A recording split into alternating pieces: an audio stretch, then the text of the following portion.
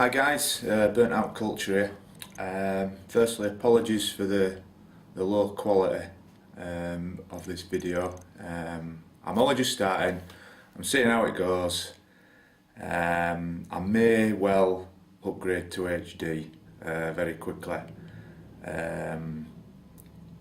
If the playback quality gets on my nerves, I'll very quickly update to HD. So just bear with me in the initial stages. Cheers, guys. Right, I'm just going to want to talk about some areas of my personal retro game collection, and I'm going to start with PS2. Now, I know it's technically not retro. I think PS1's only just fallen into the retro category, but I think if you're going to start collecting retro, it's probably the best format to start at now due to the relatively low cost of the games. As we all know, anyone that's collecting already knows that the absolute astronomical and silly prices at Super Nintendo, Mega Drive are bringing now. It's just crazy, and we don't see any sort of slowdown in that. Can just see it carrying on, getting higher and higher. So yeah, although PS2's not retro yet, we know that. We know. Let's face it, the last games only just rolled off the production line in 2014, so it's still a ways to go. But even now, some of the more obscure, rarer titles are starting to creep up in price significantly. I personally at the moment only collect PAL, but that may change. Obviously the problem is with PS2 is the actual sheer amount of titles. You know, when you hear about these people that are going for full sets, if you ask me, it's mission impossible. It's, what is it, 4,000 plus if you're going across NTSC, you know, US and Japan. It's not viable. I think most British and European collectors tend to stick with PAL, and even then to get a full PAL set is pretty hard going. But what I thought I'd do is we'll just over time just go through of the some of the more obscure titles from my collection, talk about current values and where I see it going and whether or not I think them titles are worth the money. We'll talk about gameplay, and there'll be a jump cut at some stage where I'll show the gameplay as well of the actual game in question, to show you guys what it's actually like to play. So yeah, we'll kick it straight off now. The first, I'm not going to go in alphabetical order. I will sort of jump them about a little bit, but the first one I wanted to start off with is this Art of Fighting Anthology. Anyone that knows anything about Neo Geo from back in the day will know that it's a part of 3 of their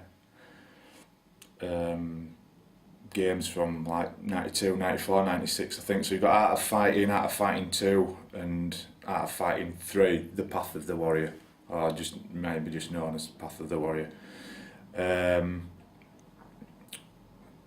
Very simple, well I say very simple, not very simple, but like just 2D fighting games. If you were to sort of play them back in the 90s, I suppose on the Neo Geo, absolutely fantastic back then. Huge sprites on screen, good sprite scaling effects. It's more or less literally identical to the Neo Geo games themselves. There's very little difference. The sound, the gameplay is just exactly the same. When I think back to when the Neo Geo was out, I mean, if anyone's like me, I never had a cat and else chance of owning an Neo Geo, and none of my mates, friends at the time, you know, could own one either. They were far too expensive. So there weren't many people got to play these Neo Geo titles. So yeah, a lot of these SNK Play More titles through the PS2 are obviously through Ignition Entertainment. They all tend to be through these. Now, what I found as well with PS2, sort of the benchmark to go on is if it has Anthology in the title, you're going to be paying quite a bit of money for it. That's what you tend to find, because it's a collection of usually of these Neo Geo type games. Now, this is not a cheap game. It's not a cheap game. You can find it. I won't say it's rare, but it's not a cheap game. I think currently it's anywhere from 35 quid up to 60, 70 quid, that sort of thing. If you are wanting to get it, obviously try to get the one with the actual British version with the Union Jack, as opposed there's quite a few of the Spanish, Portuguese, I think German versions out there. So you will pay a little bit more for the English version of it. I think I didn't do too bad on mine. I think I paid about 25 quid at the time, but I've owned it about 6 months. It's not gone up in value. Just got to bide your time. It's pretty minty fresh as this copy. The disc's absolutely perfect. Manual, you know, as good as you're gonna get. So it's, yeah, I was quite happy with it. Now, gameplay wise, it's not the best. It's not the best fighting game out there. I've quite a few problems. If I'm being absolutely honest, out of Fighting 1 and 2, the controls, to pull off the combo moves, are just far too difficult. You lose interest fairly quickly.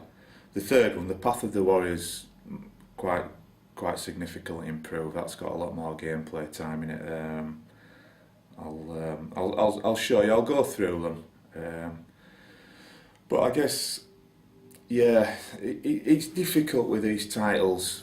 I think most collectors just, you know, they want them in the collection, not necessarily for the quality of gameplay. If they're being honest, it's just to say that they own it.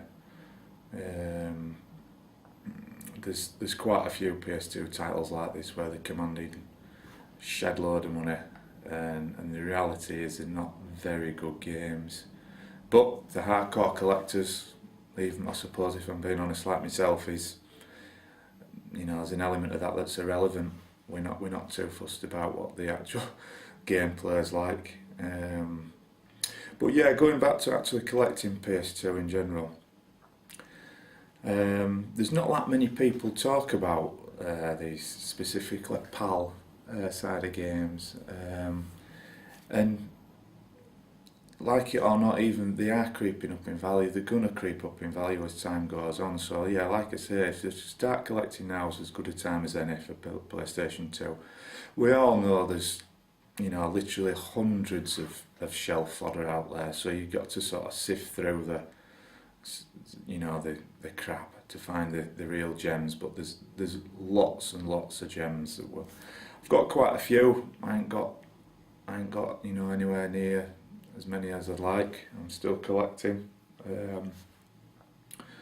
Trying to get the sort of heavy hitters out of the way first, the very sort of expensive ones, and then we can concentrate, you know, on other things. But yeah,